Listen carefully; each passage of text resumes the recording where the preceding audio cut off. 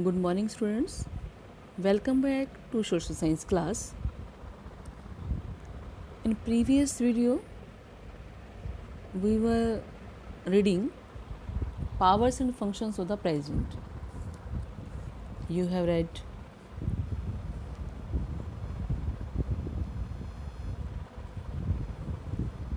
executive powers,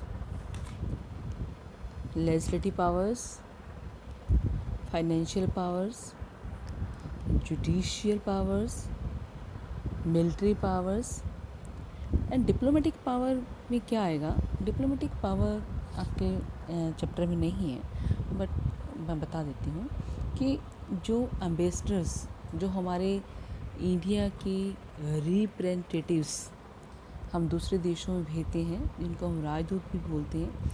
जैसे आप देखिए स्कूल में किसी दूसरे स्कूल में डिबेट है, तो मतलब आपके स्कूल का कोई बच्चा हेड बॉय जाता है वहाँ पर डिबेट के लिए, तो वो क्या होता है, स्कूल का रिप्रेजेंटेटिव बनकर जाता है अपने स्कूल का. तो एम्बेसडर जो है उनकी भी जो अपॉइंटमेंट होती है वो कौन करता है, प्रेसिडेंट करता है. ये है डिप्लोमेटिक पावर.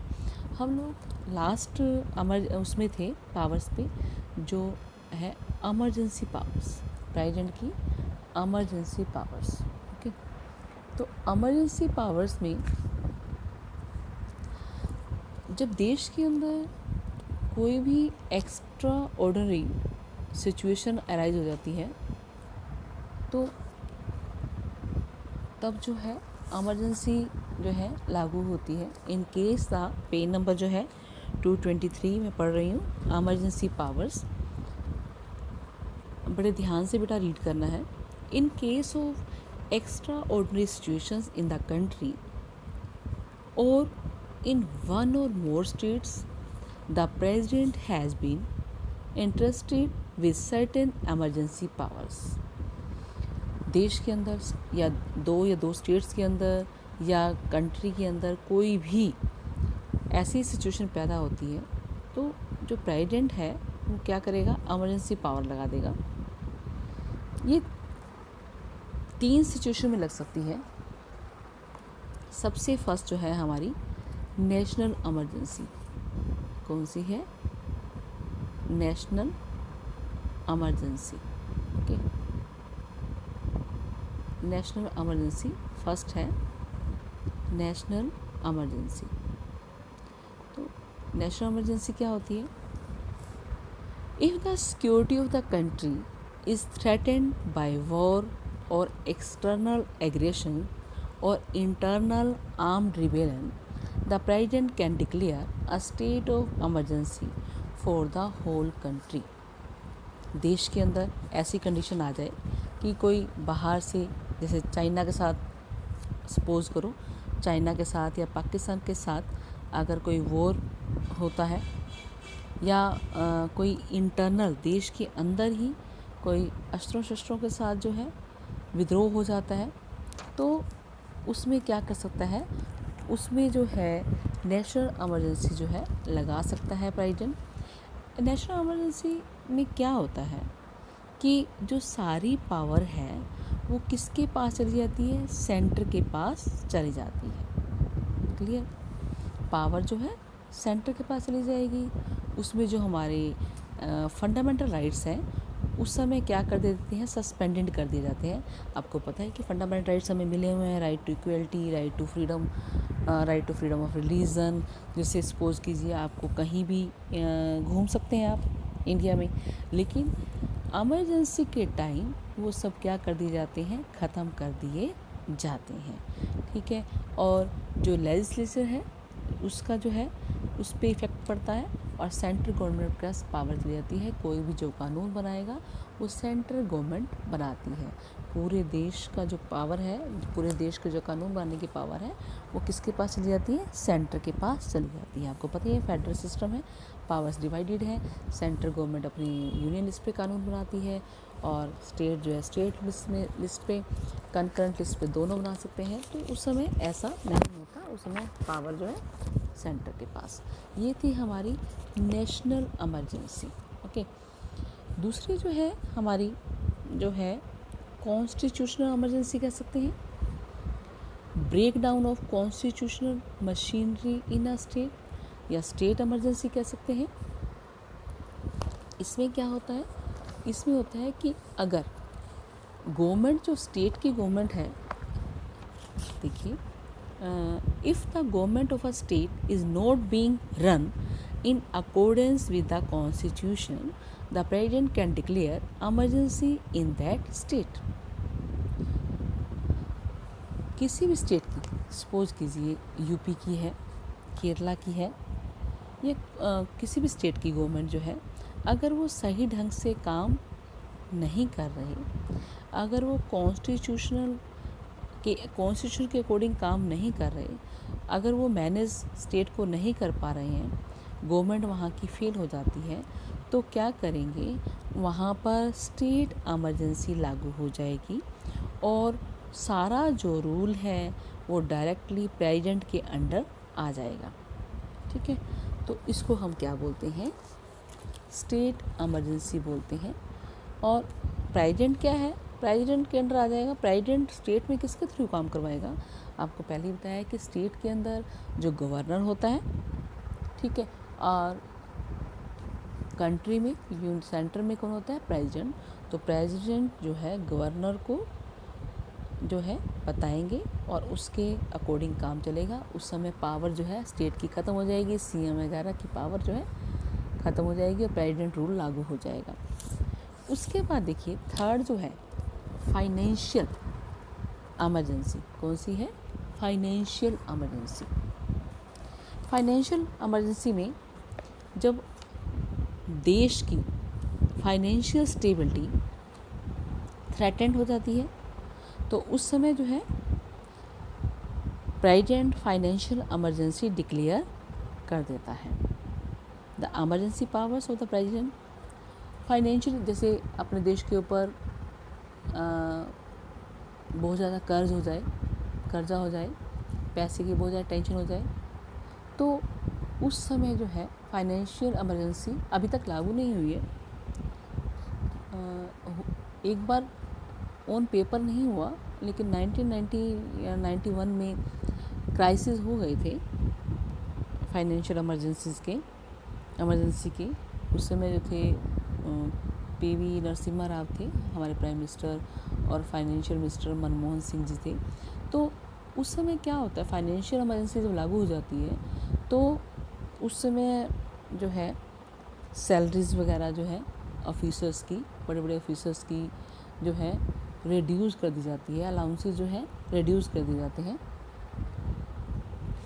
तो ये जो है फाइनेंशियल इमरजेंसी होती है। सबसे पहले आपने कौन सी पढ़ी इमरजेंसी में, नेशनल इमरजेंसी, ठीक है, फिर पढ़ी आपने स्टेट इमरजेंसी, फिर आपने पढ़ी financial emergency. The emergency powers of the president are not absolute. Absolute means पूरी नहीं होती इनके पास। He she can declare a state of emergency only on the written advice of council of minister. इनको कौन एडवाइस करता है, council of minister advice करते हैं, रिटर्न में देते हैं, तब जो है ये इमरजेंसी जो है डिक्लेयर करते हैं। ऑल्दो द पोजीशन, हमारे यहाँ भी 2 बार इमरजेंसी जो है लागू हुई है। जब पाकिस्तान के साथ युद्ध हुआ था 1965 में, 1971 में, तो 1965 में जो हमारे प्राइम मिनिस्टर थे लाल बहादुर शास्त्री थे, 1971 में इंदिरा गांधी जी थे, तो इमरजेंसी लागू होगी। तो ये जो है रिटर्न में जब काउंसिल ऑफ मिनिस्टर्स देते हैं तभी कर सकते हैं। हमारे यहाँ आपने बेटी सारी जो है पावर्स पढ़ ली। मैंने आपको ध्यान से अपने पूरी वीडियो, पिछली वीडियो है उसको भी ध्यान से देखना है पावर्स के बारे में। तो जो administrative means executive, legislative, judicial, military, diplomatic, financial, और अब मैंने आपको करवाई है इमरजेंसी पावर्स। प्रेसिडेंट जो है इसकी पोजीशन जो है इंडिया में जस्ट नॉमिनल है, but constitution recognises his her position as one of the authority and prestige. हालांकि नॉमिनल पोजीशन है, लेकिन फिर भी जो है हमारे कॉन्स्टिट्यूशन के अकॉर्डिंग इनकी पोजीशन एक प्रेस्टीज वाली है और पूरे अथॉरिटी वाली है। ठीक है, तो ये जो था आपका सब टॉपिक प्रेसिडेंट के बारे में। ये प्रेसिडेंट के बारे में आपने शुरू से क्या क्वालिफिकेशन होनी चाहिए, टेन्योर क्या है इसका, ठीक है, और इनको कैसे हटा सकते हैं, इनका इलेक्शन कैसे होता है, और अगर ये रिटायरमेंट इनकी जो है रेजिग्नेशन दे देते हैं, डेथ हो जाती है या इम्पीचमेंट के द्वारा हटा दिया जाता है, तो कौन ये जो है ऑफिस में बैठेगा, कौन रिस्पॉन्सिबिलिटी लेगा। तो ये सारा जो चैप्टर था आपका प्रेसिडेंट के ऊपर। नेक्स्ट जो सब टॉपिक है आपका वाइस प्रेसिडेंट के ऊपर। ठीक है, उपराष्ट्रपति जो है इसमें आपका जो है बहुत कम दिया गया है वाइस प्रेसिडेंट के बारे में।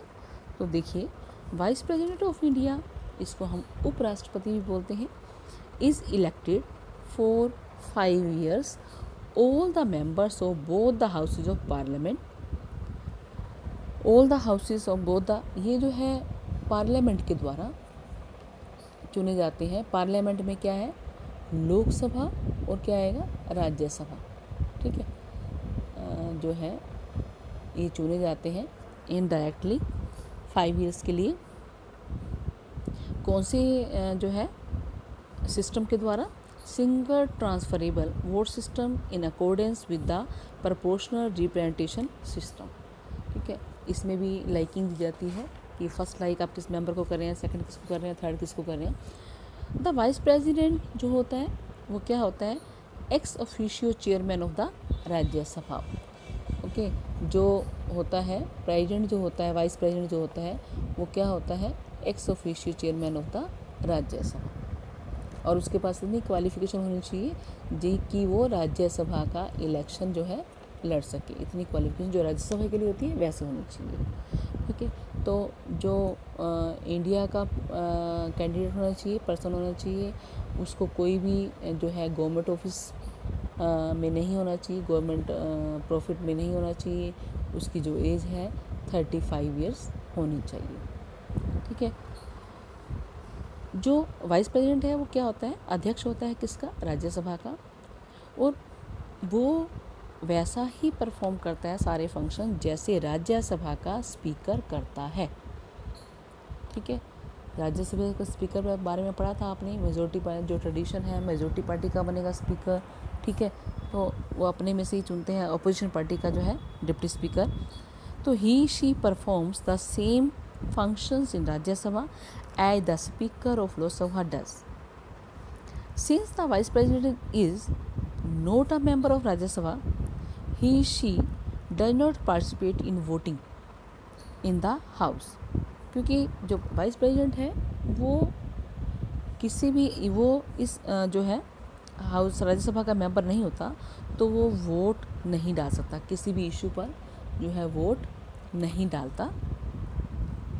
However, in the case of tie, अगर किसी भी इशू में जो है टाई हो जाता है तो वो जो है अपना वोट डाल सकते हैं।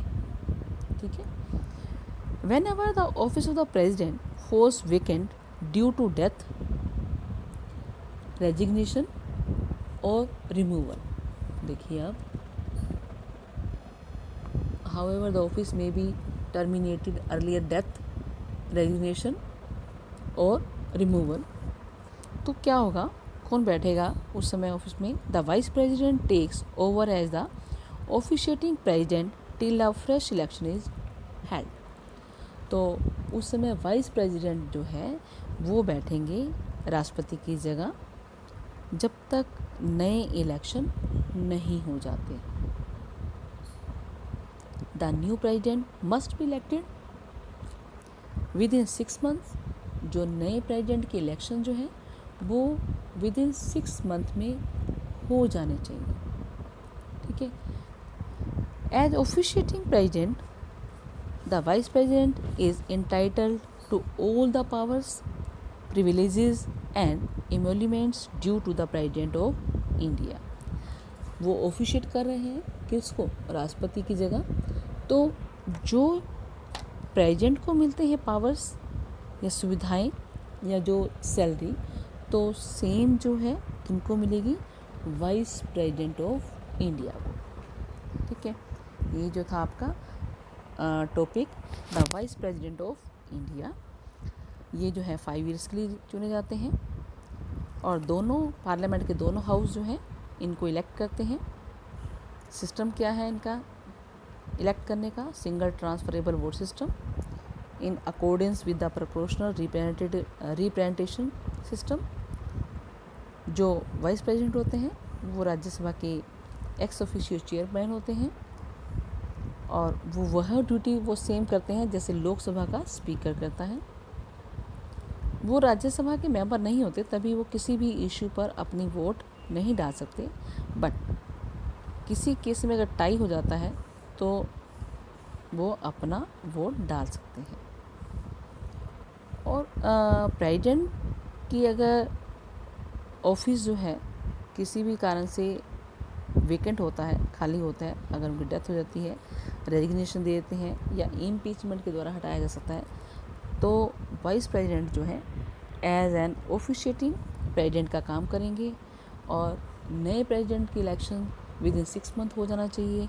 और एज एन ऑफिशिएटिंग प्रेसिडेंट उनको सभी पावर्स, प्रिविलेजेस, एम्यूलमेंट्स मिलते हैं जैसे कि प्रेसिडेंट को मिलते हैं।